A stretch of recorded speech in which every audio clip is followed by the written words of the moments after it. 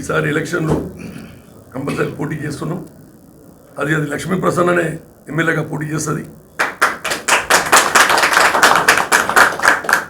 ఇంకోటి అందరూ కూడా చాలామంది కూడా ఎల్బీ నగర్ నియోజకవర్గంలో 2 సార్లు రామన్న ఓడిపోయాడు, ఒకసారి అవకాశం ఇవ్వాలి అని చాలామంది చెప్పడం జరిగింది.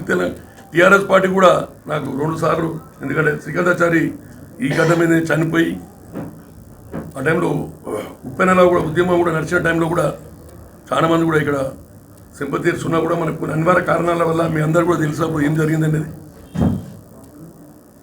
ఈసారి అందరూ కూడా ఏంటంటే ఒకసారి అవకాశం ఇవ్వాలనే ఉద్దేశంతో అందరూ కూడా మీరు నిలబడాలి అని చెప్పేసి ఉద్దేశంతో అందరు చెప్తారు. అందుకోసమే తప్పకుండా పోటీలో ఉండాలనే ఉద్దేశంతో ఈరోజు మీకు చెప్పడం జరుగుతాం. తప్పకుండా 100% గెలుస్తాం. అందరి సహకారంతో ముందుకు పోతాం, గెలుస్తాం. ఇప్పటికి నమ్మకం ఉంది సీఎం గారి మీద, కేటీఆర్ గారి మీద, కవితమ్మ మీద. అంటే ఇక్కడ పరిస్థితులు బాగలేవు. ఇప్పుడు ఎవరికైతే అనుకూరు మనం గెలవాలి అనుకుంటే మన పురాణాలోచన కూడా చేస్తున్నారు. పరిస్థితులను బట్టి మారుతుంది, మారుతుందని మేము అనుకుంటున్నాం. తప్పకుండా మేము ఈసారి గెలిచే అవకాశాలు 100% ఉన్నాయి. కాబట్టి ప్రజలే చెప్తున్నారు, కాలనీ వాళ్ళు చెప్తున్నారు, అందరూ చెప్తున్నారు, అన్న మీరు ఉండాలి. సోదరి మరి నిజంగా ఆమె కేటీఆర్ గారు పిలిస్తే వచ్చింది. ఆమెని ఇప్పుడు ఆయన వేరే పార్టీలోకి వెళ్ళి వచ్చి నేను ఓడిపోయిన పక్కకు పెట్టి నువ్వు రాజ్యం వెళ్తున్నావు. మరి ఆమె కూడా వేరే పార్టీలోకి వెళ్ళి వచ్చింది కదా. మరి ఆమె కాకుండా పద్మనాయకుని పెట్టి లేకపోతే డివిజన్ ప్రెసిడెంట్ పెట్టి కార్యక్రమాలు చేస్తే మరి నీకొక న్యాయం వాళ్ళకొక న్యాయం అవుతుందా? ఇప్పుడు అందరు ఆమె కూడా చూడాలి కదా. అధికార పార్టీలో వచ్చింది, నువ్వు అధికార పార్టీలోకి వచ్చినావు, నువ్వే నడిపిస్తావు, వాళ్ళు ఎందుకు నడపద్దు?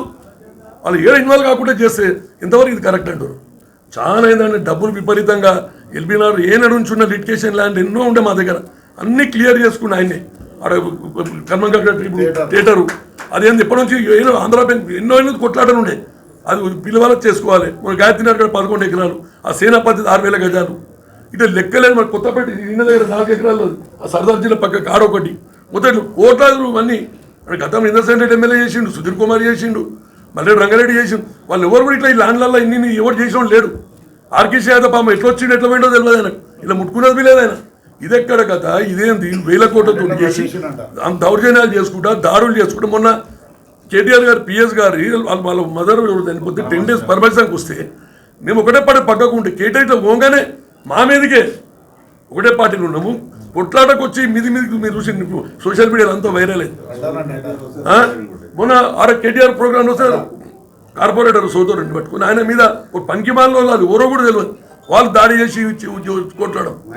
ఉల్టా వేరే